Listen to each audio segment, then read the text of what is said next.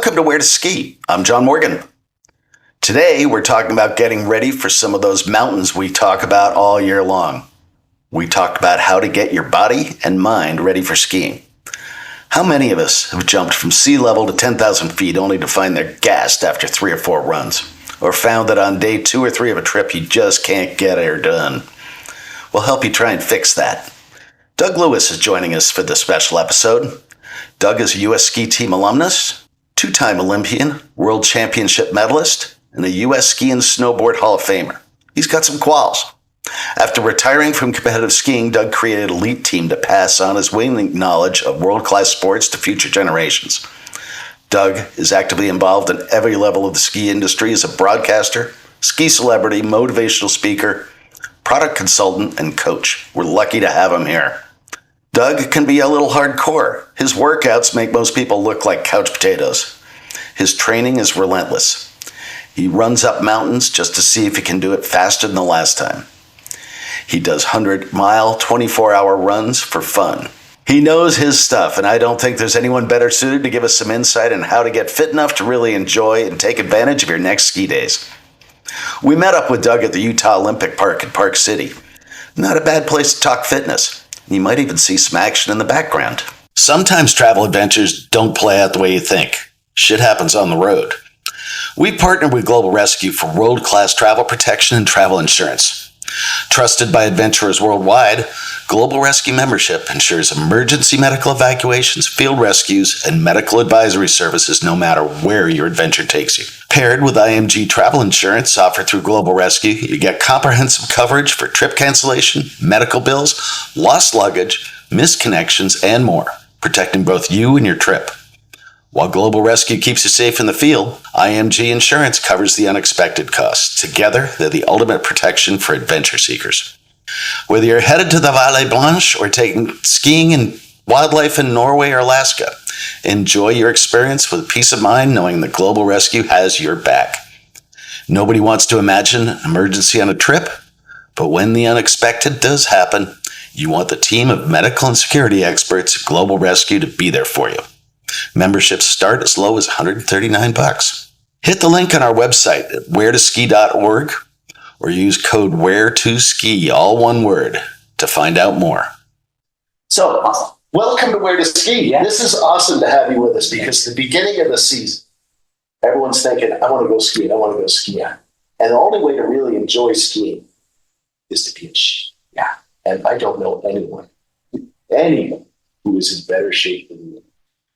Well, thank you. I know a few people better shape than me, but for a guy over 60, yeah, I try pretty hard. But I love to ski. So I live in Park City, Utah, mainly because of the weather and the recreation, for sure, in the summer. But there's 8 ski areas within an hour, and I just love to ski. So I just pick what I want to go to. Where's the snow the best? I love just exploring. So I live here because I love to ski, and we can talk about it. But if you love to ski and it's fun and that's your goal, the key is to have more fun, you got to be in control. And how do you get in control? You got to be in shape. You got to work on your skills, and you got to work on your mental skills as well. So it's all about control. And if you're in more control, you can see the woods better. You can see the moguls if you're into that. My back doesn't say hi to moguls. Yeah, my knees don't let me see moguls. If you want, like, the skis are so amazing, if you just want to lay it over Ted Ligety style, you've got, that's control, and control gives you joy. And so how do you do that? You got to be in shape. Yeah, and that's the key, in shape. As you said, it involves a lot of different facets. It's not just going out and riding your bike 100 miles. Right. It's a combination of strength, power, agility, and flexibility. And as you said, your head's got to be in the right place. When you get strong enough and you've got the power, that helps your head a lot, because you know when you put the edge down and roll it over, you can feel it and you can park it and you can power through it. You're not going to wash out. Imagine having confidence when you lay that ski over, that it's going to hold, that you're going to get all that rebound, all that energy out of it. That's just confidence, and it comes from being in shape, for sure. So how do you get in shape?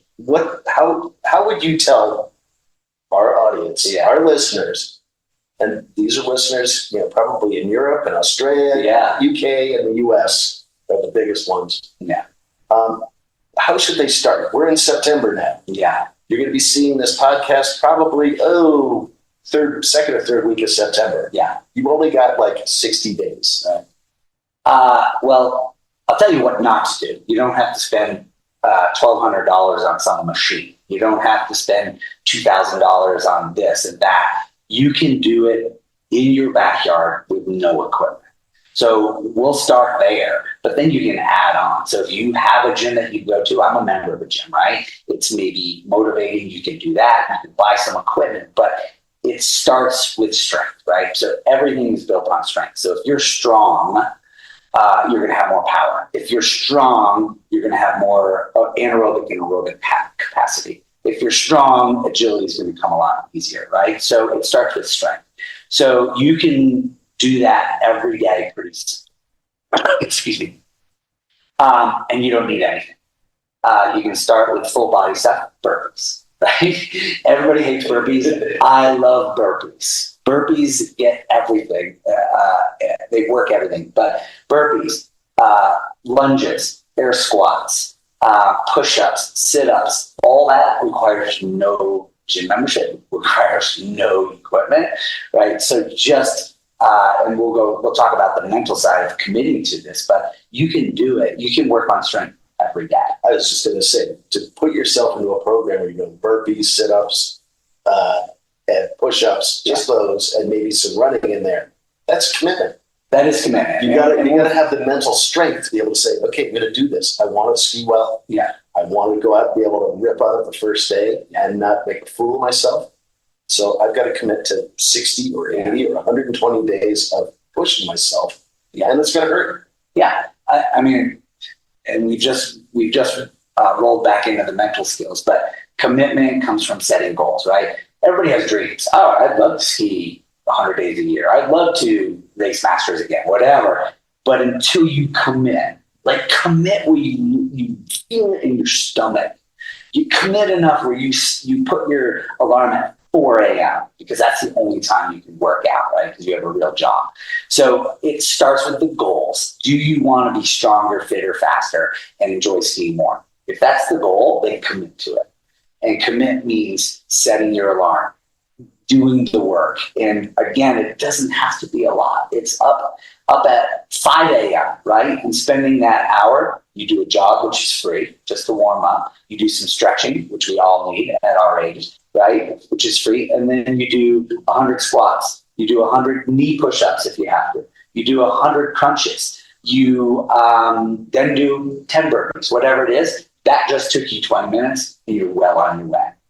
You do 20 minutes, 5 days a week for these next 100 days. You're going to arrive on that hill confident, strong, and just ready to rip. It's that easy. That's not a huge time commitment. No. You know, I usually try and spend an hour to an hour and a half working out. Yeah. It's been very sick. Yeah. So let's break it down. So you have the strength, and it can be easy as squats, lunges, push-ups, just body weight.